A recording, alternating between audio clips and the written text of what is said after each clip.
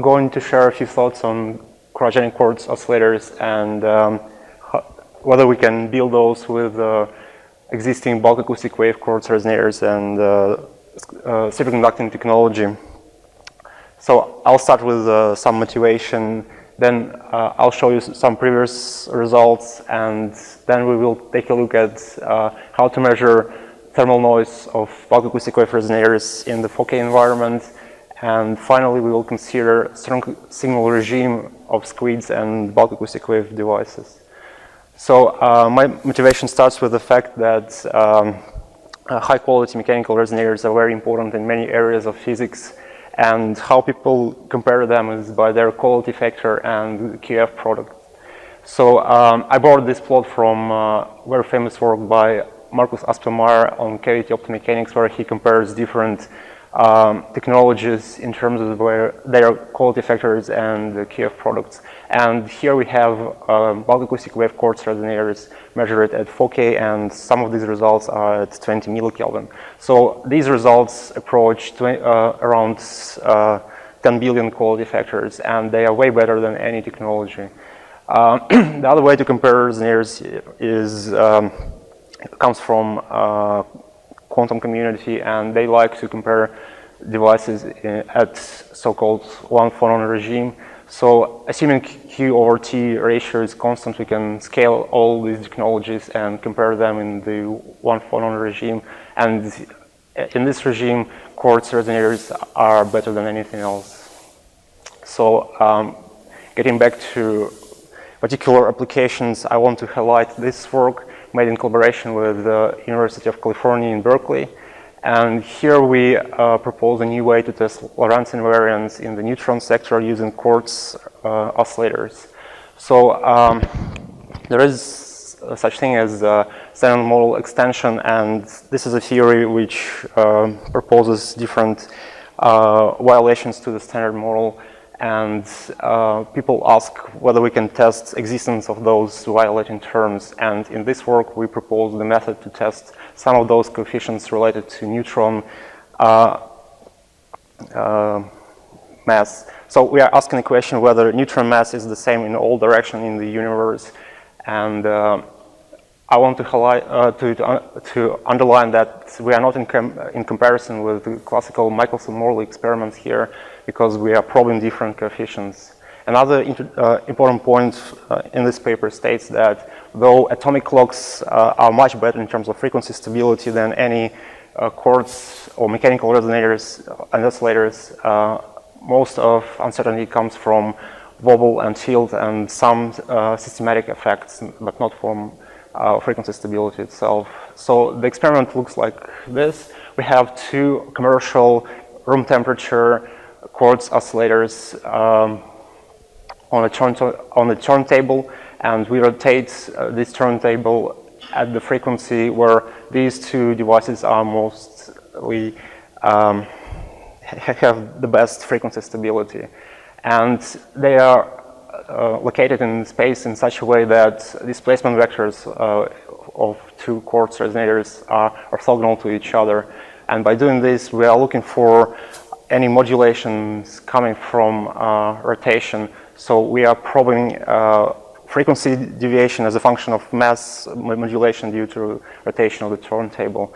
And we plot spectrum of the signal and see if we have any signal on top of usual noise. And in this paper, we discovered no signal, and with this work, we can put new bounds on the Lorentz invariance. And it turns out that even with commercial resonators, commercial oscillators, we are 6 orders of magnitude better than any astrophysical bounds. And furthermore, we can further improve this type of experiment by going into cryogenics and using very high quality factors of quartz resonators at 4K temperatures. So the other example is related to high frequency gravity wave detection. And I want to say that there is a critical number of theories predicting gravity waves at higher frequencies, meaning higher than 1 megahertz. And we want to know whether these sources exist or not. And it turns out that quartz resonators are very good to probe those frequencies, since we have lots of modes with extremely high quality factors. We can couple our resonators to SQUID amplifiers, very low noise amplifiers, and they are compact size, so we can use arrays of detectors. And if we calculate sensitivity of quartz resonators, it's pretty good even compared to large-scale experiments. And the last application I want to show you comes from our colleagues from Stanford, and they propose to use resonant masses to probe certain types of dark matter. So they calculated sensitivity of quartz resonators to this kind of dark matter, and it turns out that it can put some bounds on that theories as well. And at this point, I want to show you previous work. So back in France, we tried to implement a quartz oscillator using semiconductor technology, and the easiest way to use very high quality factors of quartz resonators is to implement a frequency discriminator, and the rest of the system is at room temperature. And we see that with this quite simple scheme, we can improve frequency stability of a voltage controlled oscillator at high integration times. But we are more interested in somewhere around 1 second, and for that we need to implement a fully cryogenic quartz oscillator. And this is how it looked like back then. And for example, here we have two semiconductor transistors, and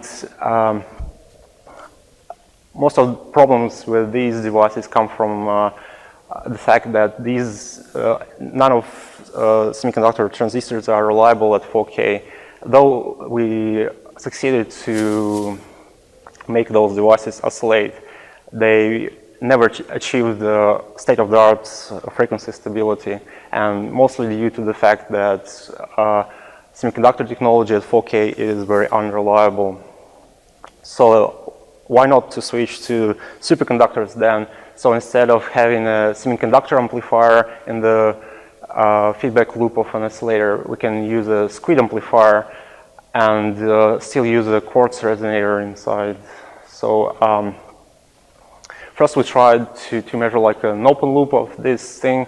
So we coupled the bulk acoustic wave resonator directly to the superconducting coil of SQUID, and we tried to measure the thermal noise coming from thermal vibrations inside the quartz disk. And it turns out that it's possible to do even at 4K temperature environments, and we observed a lot of acoustical modes, Lorentzian shapes, corresponding to acoustical frequencies of the plate. And from these peaks, we can estimate noise temperature, we can estimate quality factors and number of thermal phonons.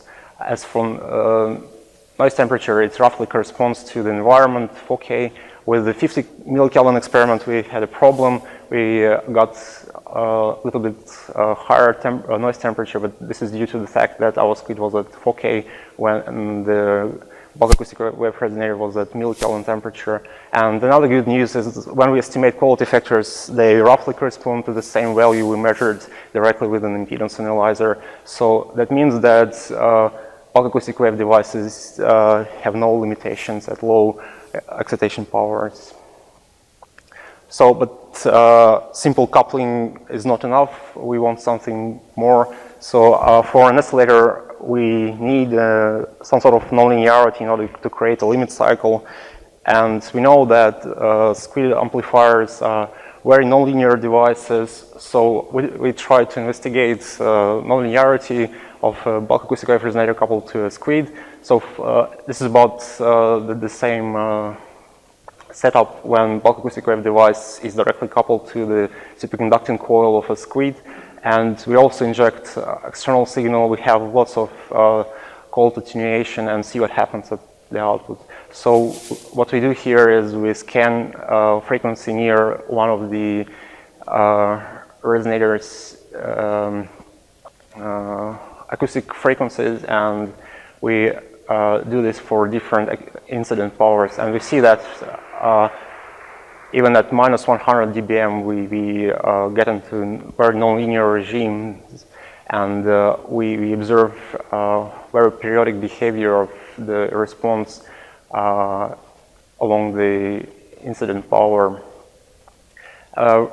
Here in this setup, we couple bulk acoustic wave device in series with the SQUID input coil. But there's another way we can do this in series, and the response is similar, have a periodicity of the response in power, and we also can get nonlinearity at very low incident powers. What it means is that if we implement a feedback loop, we'll get very low oscillating power, which is in principle should be good because we want low flicker noise as well.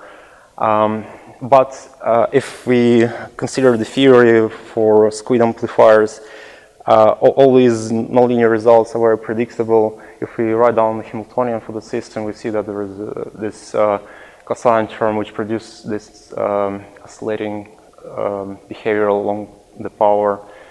And this is very predictable, and most of people who work with SQUIDs, they know that such behavior exists when you couple some resonator to the SQUID.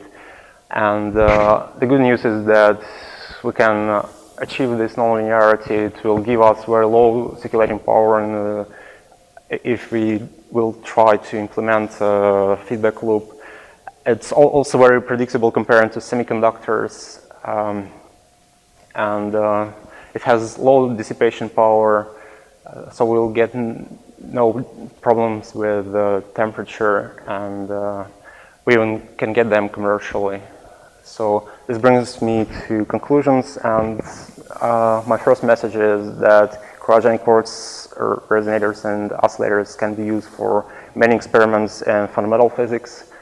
And quartz oscillators can suppress other clocks in testing some coefficients in the standard model extension, and SQUID devices are able to replace semiconductor technology if we want to implement cryogenic quartz oscillators.